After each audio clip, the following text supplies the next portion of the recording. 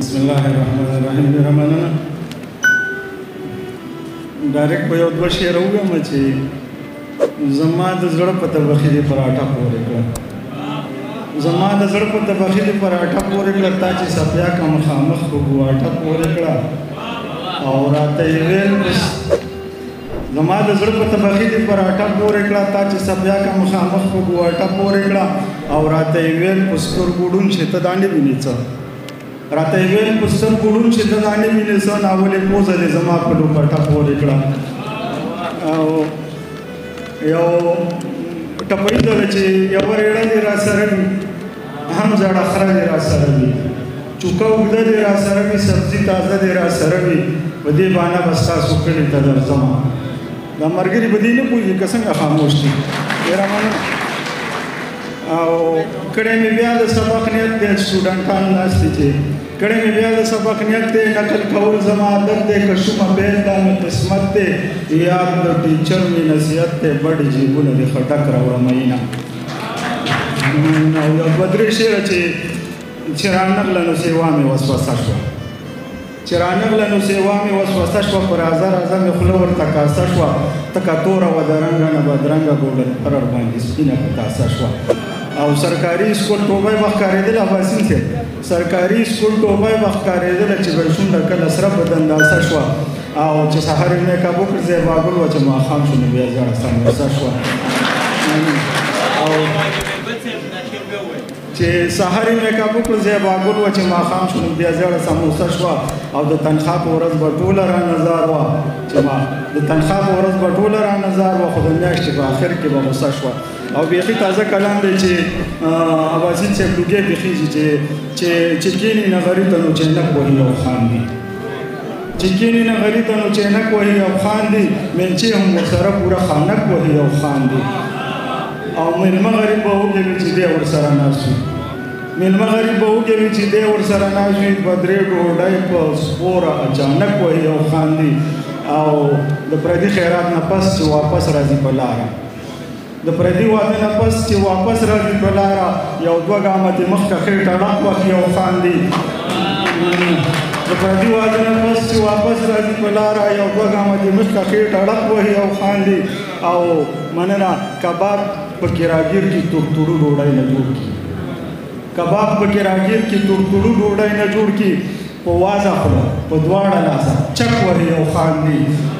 کباب پکې راګیر کې تورتوړو ډوډۍ نه جوړ کړي په وازه خوله په دواړه لاسه چک وهي او خاندي او ترکان دی که لوار دی خو بس دومره پې پوهېږم ترکان دی که لوار دی خو بس دومره پې پوهېږم راقب ظالم چې ټوله په سټک وهي او خاندي او شعر دی چې سورکړې طبخي باندې چې ساګ وي د ملخوظو سورکړې طبخي باندې چې ساګ وي د ملخوظو د یخو شملو ګوټ کوي سورکړک وهي او خاندي او اخیری شعر دی چې جمیله چې به ځان ورته ښه ښکاري نو بس خوري دي جمیله چې به ځان ورته ښه ښکاري نو بس خوري دي جمیله دی به څو پورې ستا حق وهي او خاندي ډېره مننه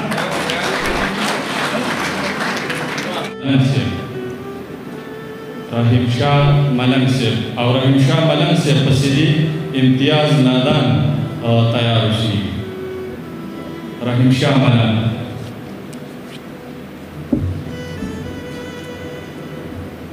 بسم الله الرحمن الرحیم د کلی ایتمان رانه د پلار تپوس کوي د کلی ایتمان رانه د پلار تپوس کوي وربل دارې پیغلې د سینګار تپوس کوي په څه وجه مې ویلي په ګناه دې پویه نه کړم په څه وجه مې ویلي په ګناه دې پویه نه کړم د دې بدن رب پروردګار تپوس کوي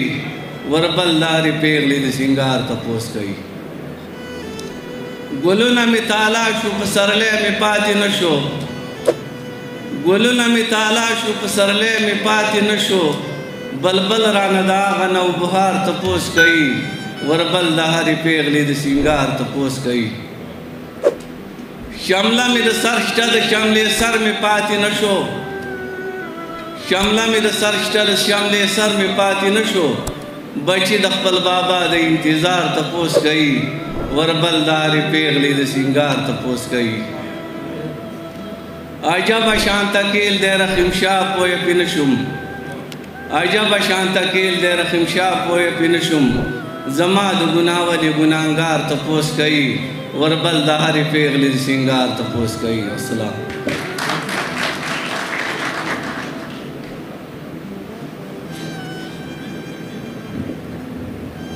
حمزه بابا وایي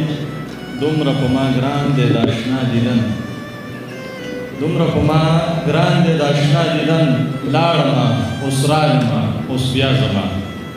اوس خواست کومه او زلمي شهر امتیاز نادان صاحب ته چې راشي یو بل. بسم الله الرحمن الرحیم. ډېرو عزتمندو مشرانو همزولو کشرانو او قابل قدر څومره عزتمند مېلمانه راغلي دي ټولو ته په جمع السلام علیکم ورحمت الله وبرکاتو. مینوالو د جناب قیصر خان صاحب په اجازت باندې د اکسیار د زمانې یو زوړ نظم را سره پروت دی د سابقه سټینو جناب حاجي شاه محمود صاحب په نوم باندې دی او هغه زمانه کې محمود اسلم صاحب زموږ ټوټې کړي وو. نو ستاسو اجازه ده چې دا نظم درته ووایم او لږ ژوندي اوسېږئ.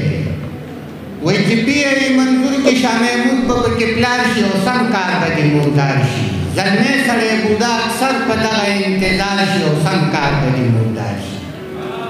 سم کار به دې مردار شي چې دی دې پکې پلار شي. بیا ذرا زیارت دی بې خړدې دې نه تاوېږه څه نشته رسختېږه څه نشته رسختېږه په یو ټکي پوهېږه بل کار دې مړه نشته روزانه وښې را منډې بچی سم د کونډې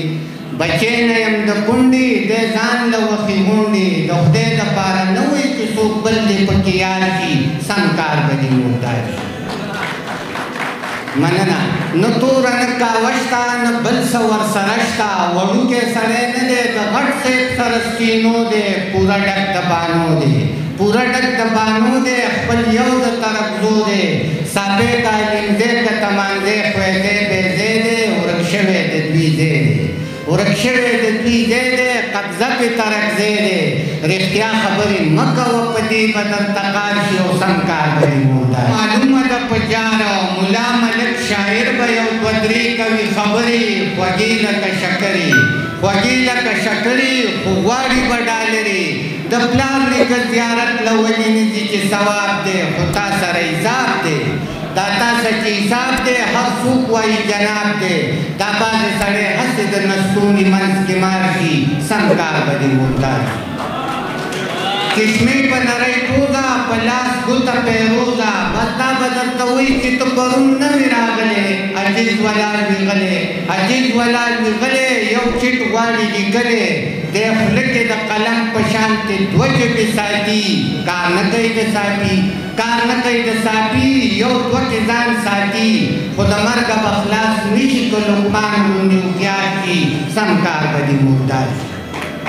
چې چټ میلو شي روره بیا مخکې پسې ګوره سلام د صاحب نه مخکې به کوي ته د ریښمه وی صاحب لره ورځمه